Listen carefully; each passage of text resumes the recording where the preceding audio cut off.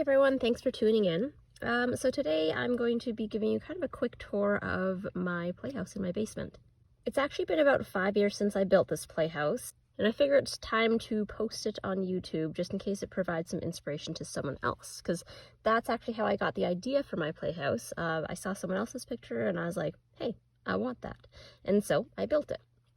Turns out I have deleted a lot of the footage I had for this video, so this is just going to be some pictures throughout the project, but I hope it helps anyways. So this was the original picture that I saw, and I tried to replicate it as much as possible. It was really like building a small house in the end for me, because you have to put up the framing, then I used drywall, and it's 2 stories and has doors and windows, so it was an interesting and new build, which gave me a lot of new skills. As with all my projects, I actually like to start drafting everything in SketchUp. I'm not a professional and it's hard for me to visualize things until I actually visualize it. So I can put everything together, I can take all the building pieces apart and see exactly how I'm going to build everything before I actually build it. And if I want to change anything, then I can do it before, again, I actually build it. So here I actually had 3 different designs for the second floor, and ultimately I ended up boarding everything up and just putting windows up there.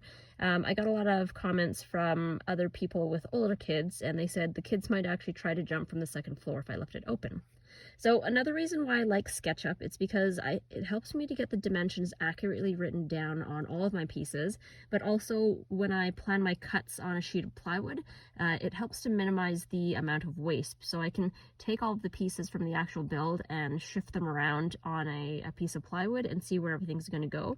And then once I do that, I can actually bring the cut sheet to the store and say, these are where I want all of the cuts. So I did create a project tracker to track all of my estimated materials and then my actuals as I went along. I found this pretty helpful because you can tell exactly what you're going to end up costing versus what you think it's going to be. So in my case, when I'm telling you guys about it, I can tell you how much it actually cost me. So I can't find the actual tracker. I end up throwing a lot of things out for my old projects because I didn't think I'd need them again. But this ended up costing me around $500 in total. And I also did drywall, which ended up being quite a bit cheaper than getting separate planks for everything. So that's why it looks more like an actual house as opposed to a little cottage.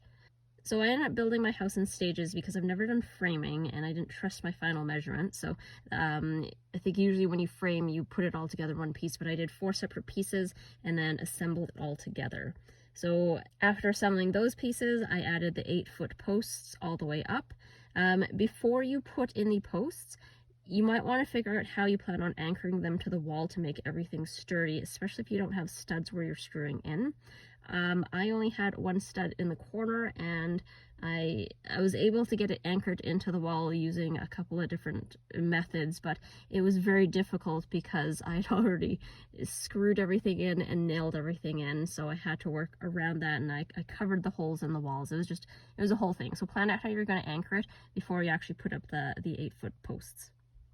I was lucky enough that I found these really long toggle bolts, and this is what I used to anchor it into the wall. They're long enough that it actually drilled into my 2x4 sideways, not like the short length, but the longer length, and everything worked out fine.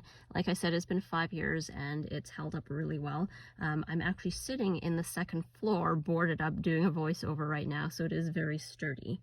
After the posts, I added the base for the second floor, the actual proper way that you're supposed to build things. I don't want to get into details here. You'd have to look it up, or you can let me know if you have questions. But after that, I ended up putting a 3/4 piece of spruce plywood as the actual floor. The next build was the second story. I ended up assembling the frames on the floor and the separate pieces the same way as I did for the bottom, and just because it was, again, easier for me. And then we kind of hoisted everything up together, and I screwed everything in to make it all secure. So now that framing's finished, I ended up doing drywall. Like I said, the boards for more of a cottage feel ended up being more expensive. Drywall took longer, but was definitely a couple $100 cheaper. So after throwing up the drywall, I taped it, mudded it, threw on a coat of primer after everything, then I painted the house and added the trim. So after adding all the small touches to the house, I built rails for the stairs, and the stairs I actually didn't build. It's just one of those IKEA units. They're not actually really meant to be stairs, I don't think, but it worked out perfectly for height. Anyways, I put some rails up there to make it sturdier so the kids could use it going up and they're not just gonna like fall off the side of the stairs. So above and beyond that, I also decided to add on a slide because I thought it would be fun for the kids to slide on, essentially. It's all made of wood, and the actual slide piece where you go down is MDF, so it's very nice and smooth. I tested it out with my own weight, and I'm about 100 pounds, and it's held up very well. All in all, from the SketchUp concept to the final build, I'd say this was overall pretty successful. It looks pretty much the exact same. On the inside of the lower floor, I added thin panels of hardboard to board up the inside, and I painted it with chalkboard paint so the kids could draw all over the walls.